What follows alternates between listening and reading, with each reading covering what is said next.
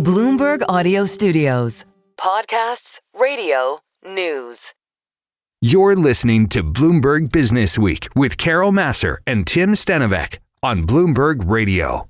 Well, she is an award-winning chef, co-founder of a Michelin-starred restaurant, author of 13 cookbooks, a native New Yorker, has a podcast where she talks with the likes of Paul McCartney, Tina Fey, David Beckham, Mel Brooks, Martha Stewart, Francis Ford Coppola, Mark Carney, Bob Iger, Johnny Ive, whose comfort food, by the way, is peas. Okay, I like that. Who would have known? She has also, full disclosure, talked with Michael Bloomberg, of course, founder of Bloomberg LP and Bloomberg Philanthropies. She has talked with many, many folks. All of it comes together in a great book. It's also comes together like a great meal with amazing company. Her new book is entitled Table 4 at the River Cafe, which, as we understand, is a highly coveted physical table located near the restaurant's open kitchen. Here to tell us about it and more is Ruthie Rogers, co-founder of the River Cafe in London, host of her podcast, Ruthie's Table 4. She joins us from London. We are so delighted to have you. We know it's a little bit later there in London.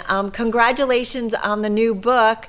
And we were thinking about where should we begin? And if you had to pick one single thing, Ruthie, as to where you are today, why you got there.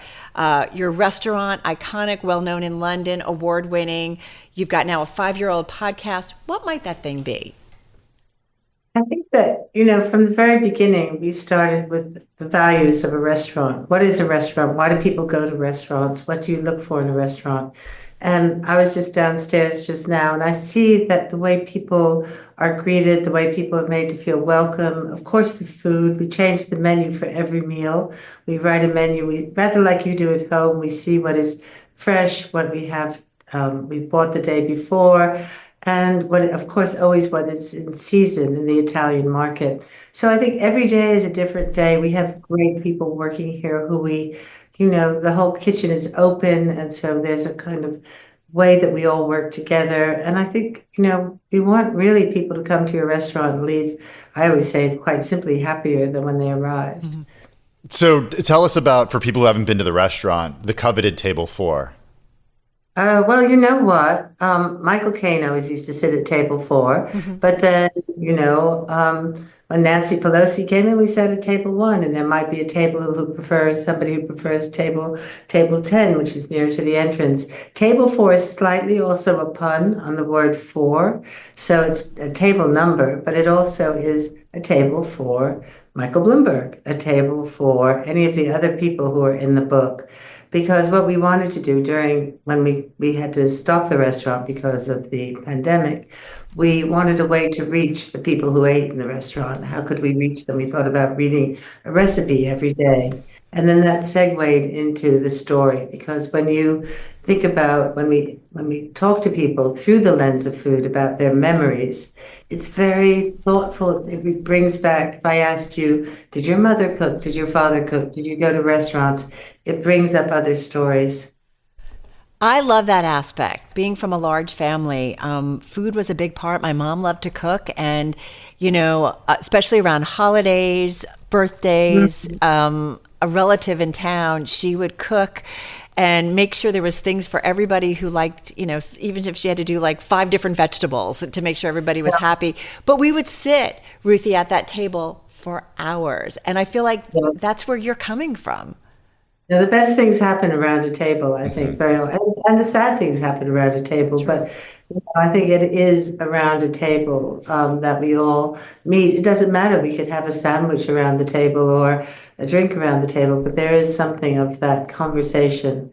And when we interviewed Elton John and David Furnish, the woman who worked for his chief of staff, who said she'd worked with and heard so many interviews over 25 years, but it was only when Elton started talking about potting peas with his grandmother, or how they tried, the people who use food, to seduce, to impress, to give joy, to share.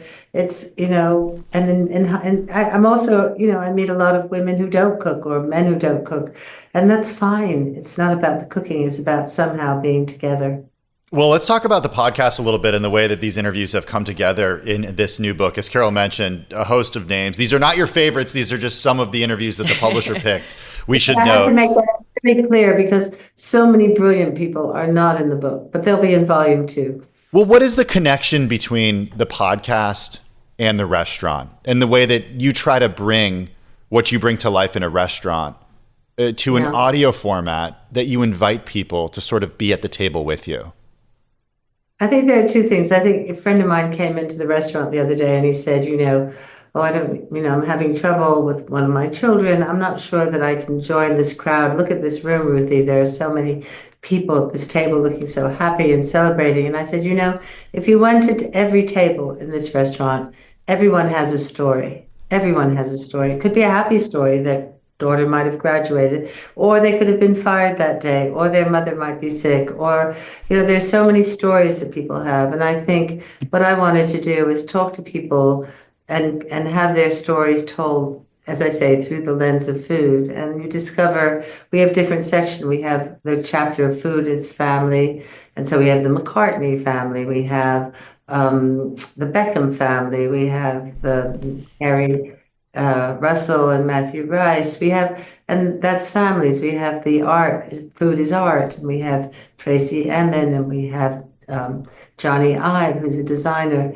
We have the political art is politics. We have, as you said, Mark Carney. And it's not about famous people. It's not about celebrities. It's about people who have stories that we all want to know about, And so I think it's quite democratic, Yeah, it is. It is. And the approach is really fun to kind of go through. I want to ask you, though, I think your first podcast was back in September of 2021. Jake Gyllenhaal, was it Jake? And if so, why?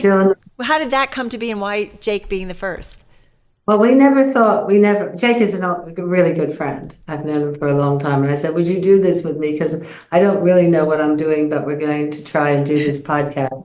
And it really came from my husband and I used to give evenings, one every year, in which an actor or a singer or a writer would perform in the living room of our house. And we would give the money to charitable cause we believed in. And one night we had Ian McKellen. And Ian, he told an anecdote, he sang a song, he recounted something that had happened to him in the theater. He did a sonnet of Shakespeare. But the last thing he did was to get one of our cookbooks, the first cookbook, and read a recipe for a soup. And I always say a recipe is half science and half poetry. Right. And to listen to a recipe is actually, there's something rather beautiful about listening. So I said to Jake, help me out here. And so he did one, and the first one, I think, and it was Wes Anderson, who's another good friend, and read one. Listen, Ruthie, we have to jump and go. 10 seconds, though. What's your comfort food?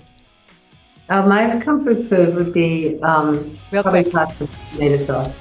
A good one.